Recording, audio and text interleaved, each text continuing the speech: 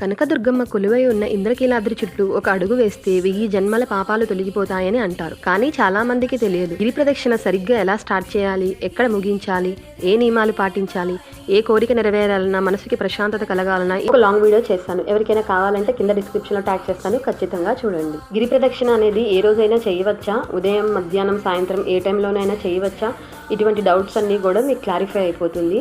అదేవిధంగా చాలామందికి తెలియని రహస్యం ఏమిటంటే, విజయవాడ దుర్గమ్మవారి గుడిలో నెలలో ఒక రోజు అమ్మవారి గిరి ప్రదక్షిణ చేస్తారు.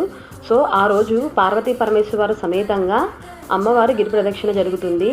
సో ఈ గిరి ప్రదక్షిణ ఏ రోజు జరుగుతుంది, ఎలా వెళ్ళాలి, ఏ టైంలో వెళ్ళాలి అనేది ఇన్ఫర్మేషన్ అంతా కూడా నేను ఒక లాంగ్ వీడియో చేసి కింద డిస్క్రిప్షన్లో పెట్టానండి. ఎప్పుడైనా అమ్మవారి గిరి ప్రదక్షిణ చేసి ఉంటే నా కింద కామెంట్ సెక్షన్లో తప్పకుండా కామెంట్ చేయండి. జై దుర్గా భవాని అని కామెంట్ చేయండి. ఈ ఇన్ఫర్మేషన్ మీకు నచ్చినట్లయితే లైక్ చేసి షేర్ చేయండి. ఇటువంటి మరిన్ని వీడియోస్ కోసం మన ఛానల్ సబ్స్క్రైబ్ చేసుకోవడం మాత్రం మర్చిపోకండి. Thank you for watching.